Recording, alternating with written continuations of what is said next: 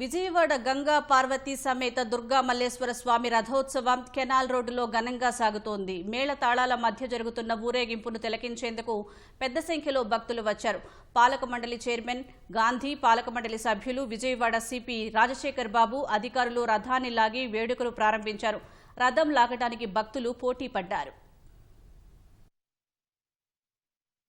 స్వామి దగ్గర నుంచి ఉత్సవ విగ్రహాలు, బుద్ధవారి దేవాలయం నుంచి ఉత్సవ విగ్రహాలు, పాత శివాలయం నుంచి కూడా ఉత్సవ విగ్రహాలు తీసుకొచ్చి ఈ రథం మీద పెట్టి మరి కనులు విందుగా వినాయకుడి దాకా ఆల్మోస్ట్ నిండా కూడా గుట్లబడి ఉండారు. వాళ్ళ భక్తులంతా కూడా వాళ్ళంతా దీంట్లో తరించాలి. మరి ఇది ఒక పండగ వాతావరణంలో పెద్ద పండగలాగా వంటంలో మాకు కూడా చాలా సంతోషం. కన్యకా పరమేశ్వరి అన్నసత్రం వారు గత 150 సంవత్సరాలుగా ఈ ఆనవాయితీ కొనసాగుతూ ఉంది. ఈసారి కూడా చాలా అద్భుతంగా వారు ఏర్పాటు చేయడం జరిగింది.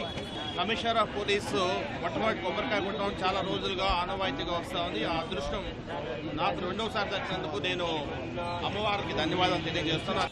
దాదాపు 100 సంవత్సరాల పైగా విజయవాడ కెనాల్ రోడ్లో స్వామివారి రథోత్సవ కార్యక్రమం జరుగుతూ ఉంటుందండి.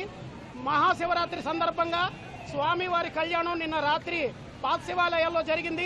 విజయవాడ ఇంద్రకీలాద్రిపై వేంచేసి ఉన్న దుర్గా మల్లేశ్వర దేవస్థానం నుంచి దుర్గా మల్లేశ్వరుని, శివాలయం నుంచి భ్రమరాంబ మల్లేశ్వర స్వామివారిని, బుద్ధవారి గుడి నుంచి వసంత మల్లికార్జున స్వామివారిని, ఈ 3 గుళ్ల నుంచి కూడా దేవతామూర్తులు తీసుకొచ్చి ప్రజల దర్శనార్థమే ఈ రథయాత్ర చేస్తా ఉన్నామండి.